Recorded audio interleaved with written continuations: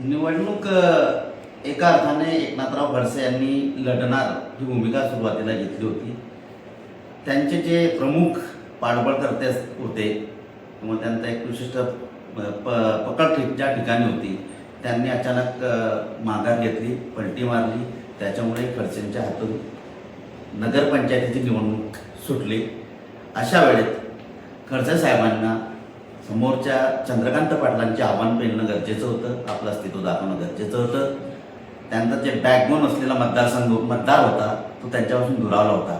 अशा ठिकाणी अवघ्या 24 तास उमेदवारी अर्ज माघारी घेण्याच्या अवघ्या 24 तास अगोदर त्यांनी युटर्न घेतला आणि रक्षा खडसे, केंद्रीय क्रीडा राज्यमंत्री रक्षा खडसे यांच्या हातात धुरा घेतली. रक्षा खडसे यांनी आव्हान पेलले किंवा एका परिवारात 2 पक्ष म्हणा या अनुषंगाने मुक्ताईनगर मतदारसंघातून 4 हात दूर राहत होते. परंतु वेळ आली होती, त्यांना सामोरे जायचं होतं आणि स्वतःचं अस्तित्वही दाखवायचं होतं. खडसे कुटुंबाला त्यांची पकडी दाखवायची होती. अशा वेळेस रक्षा खडसे यांनी पुढाकार घेतला. पुढाकार घेताना त्यांनी भाजपाकडून ही निवडणूक लढणार असा आशावाद जाहीर केला. आशावाद नव्हे तर त्यांनी समोरच्यांना आव्हानच दिले. भाजप निवडणूक लढणार हा सर्वात मोठा विषय झाला. कारण भाजप ज्यावेळेस रिंगणात येते किंवा एखादी निवडणूक लढते तर सर्वांगीण साम दाम दंड भेद आणि भाजपाची जी फडी आहे निवडणूक लढण्याची ती त्याच्यासमोर टिकावं लागणं फार कठीण असतं. अशा वेळेस चंद्रकांत पाटलांसाठी हा मोठा आव्हान होता. चंद्रकांत पाटलांनी ज्यावर मात करण्यासाठी 2 हत्कंडे घेतले किंवा त्यांची क्लुप्ती वापरली. पहिली वापरली, सावदा नगरपंचायतीमध्ये त्यांनी युती केली.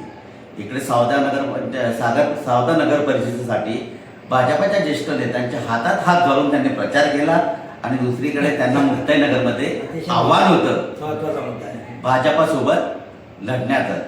मैत्रीपूर्ण लढत होती याच्यात दुमत नाही, पण या मैत्रीपूर्ण लढतीमध्ये भाजपाच्या कॅडरला निवडणुकीपासून दूर ठेवणं हे चंद्रकांत पाटलांना फार मोठं आव्हान होतं आणि त्यांनी कौशल्याने कसबीने हे हाताळलं. ते हाताळलं कसं? चंद्रकांत पाटलांच्या प्रत्येक राजकारणाचं किंवा निवडणुकीचं यश हे आहे की खडसेंचा विरोध.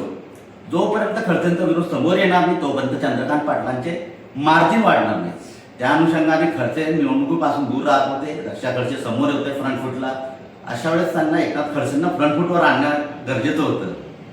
कारण जोपर्यंत भाजपा आणि शिवसेना ही लढत दर्शवली त्यांना आव्हानात्मक होती, त्यापेक्षा खडसे विरुद्ध शिवसेना किंवा खडसे विरुद्ध पाटील हे चित्र त्यांना जनतेसमोर मतदारांसमोर उभं करायचं होतं. आणि त्यात ते पहिले यशस्वी कुठे ठरलं माहीत आहे?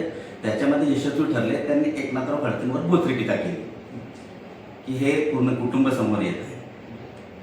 टीका केली. तिकडे खडसेंचा स्वभाव त्यांना माहीत होता. खडसे प्रतिसाद आणि प्रतिक्रिया देण्यात उत्सुक असतात आणि ते आतापर्यंत त्यांच्या राजकारणाचा हाच मुद्दा राहिला आहे की ते कधीही कोणत्याही प्रश्नांना सामोरं जातात. चंद्रकांत पाटलांनी हळूच त्यांना डिवसलं आणि खडसे समोर आले की माझा कुटुंबवर ही बाब आली आहे, मी समोर येतो. ऐन निवडणुकीच्या 3 दिवसाच्या आत त्यांनी प्रचाराला सुरुवात केली. मुद्दा कळीचा चंद्रकांत पाटलांना गवसला तो असा की त्यांनी ते लोकांचं मन मांडलं की एकनाथराव खडसे समोर आले आणि त्यांनी भाजपाच्या कॅडरमध्ये बिंबवलं की हे तुमची निवडणूक नाही, हे खडसे परिवार विरुद्ध मी आहे. मग त्याचा फायदा त्यांनी पहिला उचलला. हा त्या निवडणुकीचा पहिला टर्निंग पॉईंट आहे. येथूनच भाजपा निवडणुकीपासून लांब गेली. अर्थात केंद्रीय मंत्री रक्षा खडसे यांच्या राजकीय अस्तित्व जे आहे त्यांची पकड आहे त्यालाही भाजपाच्या अंतर्गत गटातून आव्हान देण्यात आले. ऐन निवडणुकीच्या तोंडावर रक्षा खडसेंना एकटं पाडण्यात आलं. खडसेंना समोर आणणं हा